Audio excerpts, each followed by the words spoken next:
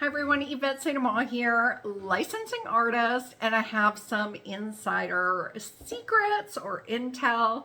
I don't know, however you want to look at it. I'm gonna give you a topic that I'm sure you can all relate to if you're an artist and you sell your work. Or maybe you're an artist who wants to get into licensing and sell their work and you're curious about what it's like. Well, you know, this topic is very, very real with all of us. So I'm just going to ask this question. Why is it that particular pieces of art that you create that you hate are the ones that connect with buyers? Yes, this is a real thing. It's always those pieces that you just can't really connect to, that you create, that you almost scrapped, and they end up, you know, in the market, in the home decor stores, or a customer is buying it, or one of your friends love it, or a family member loves it, and they say, I have to have that piece, I really want it. And you're like, huh? Like that big moment. It's very, very real. So join me because I want to talk about why your least favorite work resonates with buyers, the psychology behind marketable art, and how to embrace that creative process without overthinking it. So if you're curious to know about these kind of topics and like insider scoop in the art licensing world from a licensing artist, like my perspective, hit subscribe and you're going to get more videos like this because I like to share it all. I talk about it all. Okay, so let's dive in because I want to know, and I'd love to hear your comments. Have you ever created a piece of artwork that you just you were so close to scrapping, or maybe you were planning on scrapping it and it had ended up selling? If you can resonate with this statement, I need you to comment and tell me your story below, okay? Because I'm curious. Because I've talked to many artists and I teach over 40,000 students, emerging artists and professional artists, and so many of them can relate to this. And I know I can too. I still to this day go through it. So let's talk about this. Let's talk about why our least favorite work is the one that's most likely to sell. Well, first of all, when we're creating, the intention is to create things that we love, right?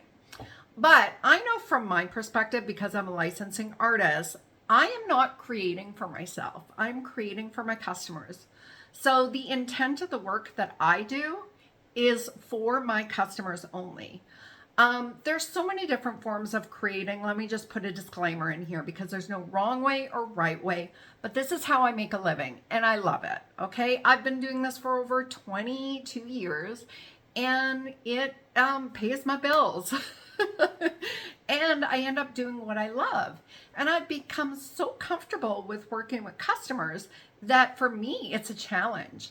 You know, I love creating. I love creating so many different types of art and working in the art industry and licensing my art. You know, we move through a lot of trends. I've talked about this before, so they're always changing, so you have to kind of keep up with it. Now, I am just one of those artists that paint so many different subjects and I create in different styles, okay? I'm not a niche artist. And there's nothing wrong with that. I mean, just like there's nothing wrong with me being an artist who's very versatile. One thing that I found from being a versatile artist is that I can hit so many markets and my art is marketable. So I can sell to so many different audiences. But you know, there's always kind of that one that you'll do that might be a bit of a challenge. And I talked about this in my last video, talking about insecurities. So if you wanted to check out that video, you can definitely click on it and you'll have to go back because it is something that's very real with artists of all stages, beginners, emerging, and seasoned artists. But I'm here today to talk about why, you know, we create these pieces that we don't really like, or I'm going to say hate, because I have been there. I have been to where I'm going to like literally trash it. And I have learned in my career now that I don't do that anymore. I keep everything, even if I think it's ugly, even if it's something that I hate, because those are the ones that always get picked up. Like, I will just submit them to my partners, whether it's a manufacturer or my agent or my art director. And guess what? They get picked up.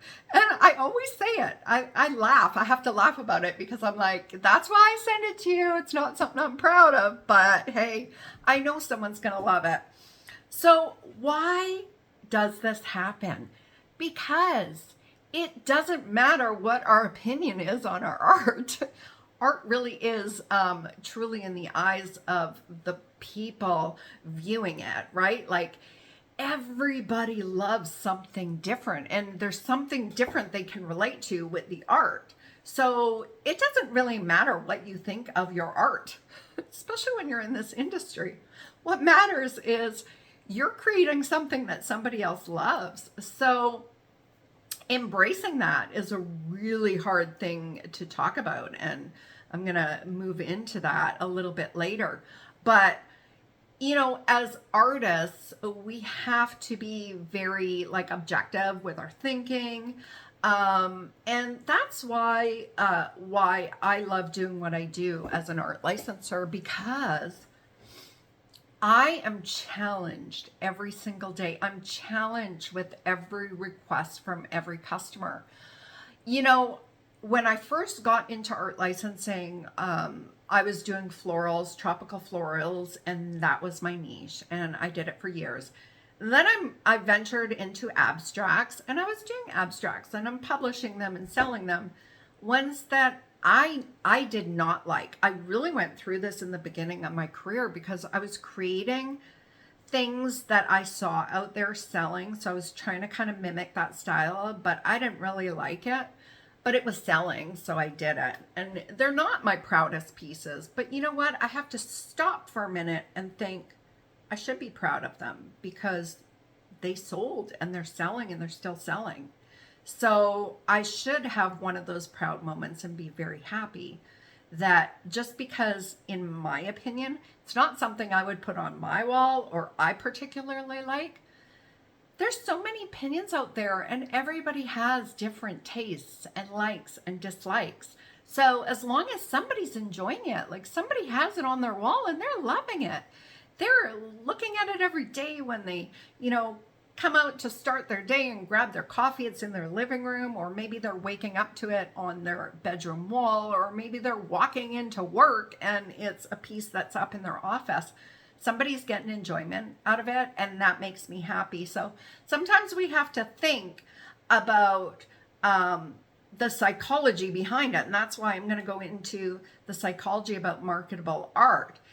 You know, it's very interesting because right now, especially in the way that like the world is going with social media, and we've got so many influences in our lives around us in general, that oftentimes I find now we're being told what to like and we're kind of losing our opinions.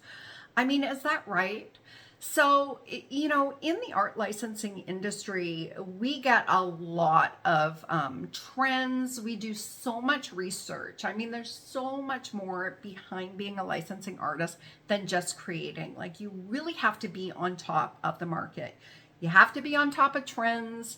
You have to see what people are gravitating to as far as like colors, because there's color trends, there's subject trends, there's niche trends. There's trends that stick around for decades, like, you know, those coastal and landscapes and these kind of like niche abstracts, florals. Like, these never go out of style or trend in home decor. It's just maybe the colors change, or you know, the compositions change, but these are trends that stick around. And then you have these niche trends like, the cowboy trend and like the cocktail trend, quirky animals, which I'm known for. That's a big trend that's been trending for a few years. I see it kind of, morphing.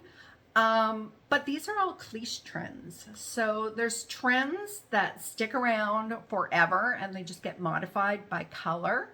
And maybe style. And then there's these niche trends that are those ones that change every year. And man, as a licensing artist, you got to keep on top of it.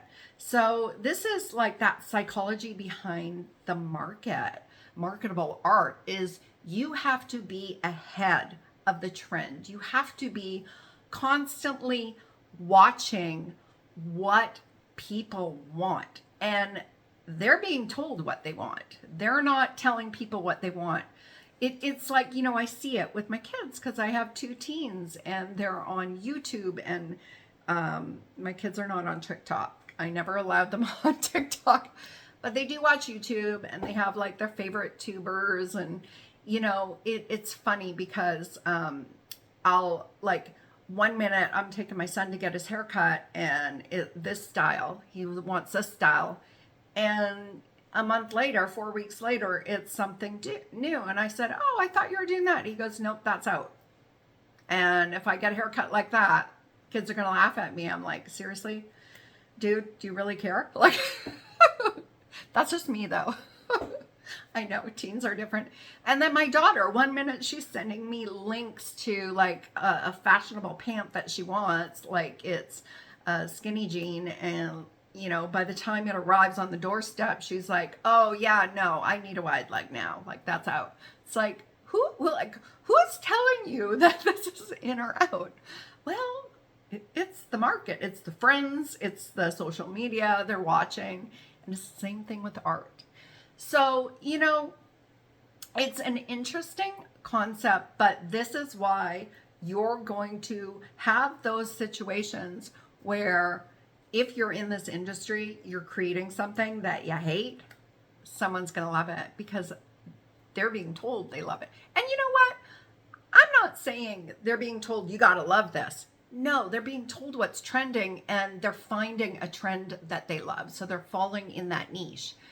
And just so you know, there's not just 1 or 2 or a handful of trends that come in and out of season. Like we're talking dozens and dozens of trends each year. So that's why it's so great as a licensing artist, because you can really pick the trends that you want to design for. And a lot of artists do that. They'll kind of stay in their niche. What I like to do is I'm always up for a challenge. So I want to try something that I've never done before.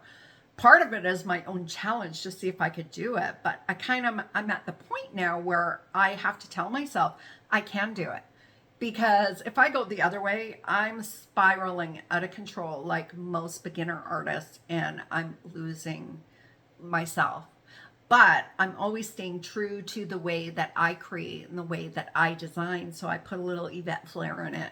And this is what my licensing partners tell me, because for the longest time, I didn't even think they recognized that maybe it was my art because I do so many different styles. But they say, no, we know it's you. So I guess that's a good thing. So let's talk about like, how do you embrace that creative process without overthinking, right? And I think I kind of touched base on a few of those. Part of it is remaining true to who you are as a creative and how you create. Just because somebody, and artists who do commissions, I go through this, okay? I was at a local coffee shop, a brand new local coffee shop that opened a couple months ago. And I live in a community where there's not a lot of houses.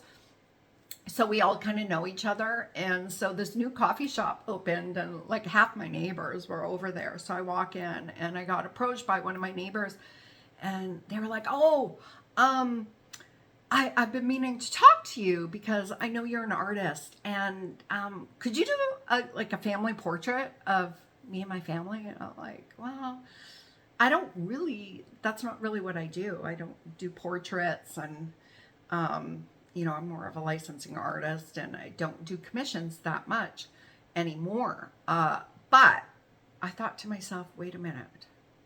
Let me see. I want to try some psychology here on my neighbor. So I recalled some portraits I did recently for my licensing partners. And funny thing is, I share these portraits in my video I posted last week on insecurities. Okay, because this was, and if you follow my story, everything's kind of happening around the same time. So I'm saying I don't do portraits anymore, to my neighbor, because it's not something that I do. And the psychology behind it is like, is this guy wanting me to literally paint, the oil paintings that you see of families in their home, the rich and famous or the royalties, like they have these oil paintings of the family. Like when somebody says, can you paint a family portrait of me and my family, that's where my brain goes. But I was thinking as I was talking to him, I'm like, wait a minute, I just did these abstract portraits for my licensing partner for a customer. And they turned out pretty cool. Like I was really insecure about doing it, but I was pretty happy the way they turned out. So I thought, I wonder if I showed him this style, if it would be something he would be interested in, because I don't know what he's thinking. So I pulled up, I have it on my Instagram, and I pulled up these portraits, and I said, actually, you know what?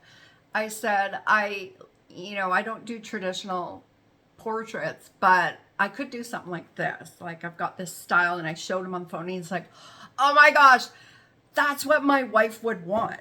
Like she's into that kind of art. Yeah, that'd be so cool. And I thought, oh, okay. This is where I'm embracing my creative style. So something that I would normally like dread and deny doing, or not deny, decline, like, no, sorry, I don't do that. I quickly kind of picked myself up and thought, wait a minute, I think I could do this if this is what you want. So it's taking what I love and how I love to paint, and I can implement that into something for them. So that's where you can kind of like embrace that creative process and twist things without feeling like you're going to create something that you hate. Because I like just the question of him wanting a family portrait painted gave me anxiety, serious anxiety. And if you watch that video, the link is below, to insecurities, you'll hear a backstory why portraits give Yvette St.Amant anxiety. Oh, anyways, I really hope that this gives you some insight into like what it is like to create in the art licensing industry. And it's just like one thing, okay? There's so many secrets that I'm going to share. But I do really want to hear your story. If you have a scenario or a situation where you created a piece of art that you hated and somebody saw it and they loved it, then you need to share your story with me. I'm dying to know, and I'm sure my viewers are too. I have a lot of students that come on and they'll watch my lives in my Facebook community that are private, but they'll come on to my YouTube and they like to see what else I'm up to. So I'm sure they will be able to relate, because one thing else I'm going to share before I trickle off, and this is very interesting. So I do teach online courses, and I have a private Facebook community where my students can post their work and get some feedback, get support, get encouragement from me. And it's a safe space. So they feel good about sharing in there. And I always encourage them, just, You've got to share everything you do, whether you like it or not, because someone's going to love it. And I can't tell you, like 8 times out of 10, my students are posting and their caption is, I'm not happy with it, but I'm still learning, and, or, I don't know, is it done? Like something's missing, or it's not as good as Yvette's. And the comments that flood in underneath that are like incredible, because it's like, what? This is amazing. Like, I would buy this, or I'd put it on my wall, or, oh my gosh, it's beautiful. I love how you used your own colors. Doesn't have to look like Yvette's. By the way, I always encourage my students, you do not even want it to look like mine, because you want to make it your own. So I'm not saying that's a whole nother discussion that we will talk about, this comparing thing. However, it is just so common. It's always those paintings that we hate that everybody ends up loving. You know, this is an interesting thing. So I'm gonna pop into this topic. I keep saying I'm gonna talk about it, but I'm just gonna share a little snippet. When I first got into art licensing, I actually quit my corporate job, and I spent 6 months on my kitchen floor painting every single day, trying to get in with a publisher and licensing company. So I just dedicated my time. I can tell you that I went through many days of tears, sobbing, and the feeling that I was going to give up, because every time I submitted something, it was a no. And there was like critiques on my art. And I was working with an art director there to see if I would be a good fit. And they're giving me suggestions and ideas, and they're telling me trends and subject and who the buyer is. And I tried so hard to create something that they loved. And there's a reason why I'm talking about this. So I tried so hard to give them what they wanted, and every single painting I hated. And you know that they knew that I didn't enjoy painting what I painted. They could tell from my art. So anyways, long story short, I had like a break-in moment, and I decided to do 2 very large tropical florals called Bird of Paradise for myself, because I had to do something for myself that I would love.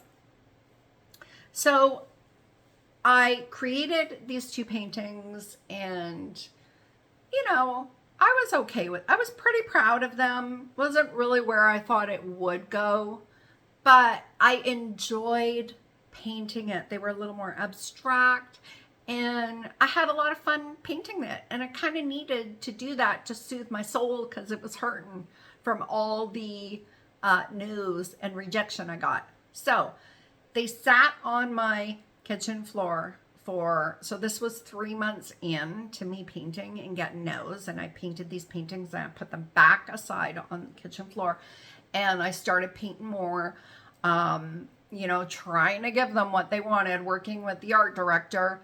And oh, by the way, I will say that the art director was my sister-in-law. She worked there, and that's the only reason why I found out about art licensing. I didn't even know it was a thing. So I'd been working with her for 3 months, and they kept rejecting everything I did. So anyways, these paintings sat on my floor, and months went by. These paintings were sitting there, and I just kept trying again to do, like, I was doing patchwork abstracts. I was doing like candles. I was doing like lotus blossoms in these little scenes. They asked me to do a bird, and I had like an anxiety attack.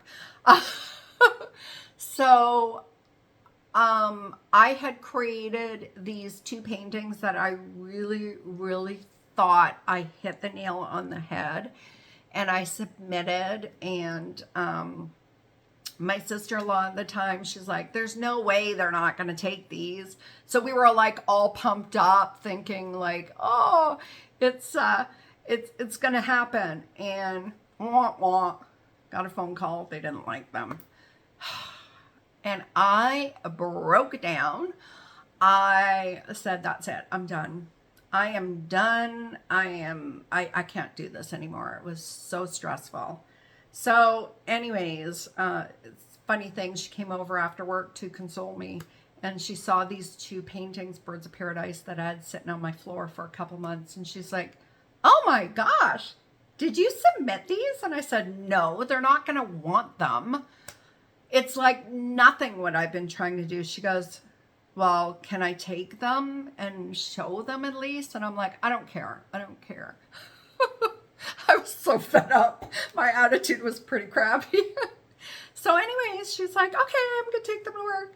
So she grabbed them, and, you know, next day she went to work with the paintings, and not did she call me not even 5 minutes after she arrived at work. And she goes, oh my God, you're not going to believe this, Yvette. They love your Birds of Paradise, and they're signing you on. They're going to publish them. And I was like, what? Like, I was screaming. I was like, I think I was in shock because I got a yes. But what shocked me the most is those paintings sat there for 2 months, and I was never going to show them because I thought they weren't going to like them, and they love them. So let's just go back to this. They're always going to pick the ones that you don't think they're going to pick, or you hate and they love. So that was the day that I emerged into art licensing. And if it wasn't for that day, I wouldn't be here where I am today, and I wouldn't be creating all the art or grown as an artist as I have. So, yeah, I think there's like, you know, there's a lot of truth behind this subject. Why, you know, you hate the art that's going to be the most popular, or, and it goes both ways, because it's not like I hated those paintings that I did, but I thought they were going to hate it. So I didn't even submit. So lesson, there is a learning lesson here. To this day now, and I've only learned this in the last few years, I do not throw any art away. So if I'm working on something and I think it's I just finish it, I put it aside, I work on something else, and then when I'm scanning my artwork to send to partners, or I scan it, I put it in my little tickle trunk, and I ship it off to the people I'm working with to see if anybody wants it. And everything I do gets picked up. So do not throw away art that you hate, because there's gonna be somebody who's gonna love it. All right, subscribe below so you can actually, if you just look over to the corner, maybe it'll be that corner. I don't know what corner. There's going to be a little Yvette St.Amant trademark. My puppy just woke up too, so I'm going to have to take him out. And you want to hit that subscribe so you can get more videos and intel and secrets from an a licensing artist, if I can talk. So have a great day. We'll talk to you later.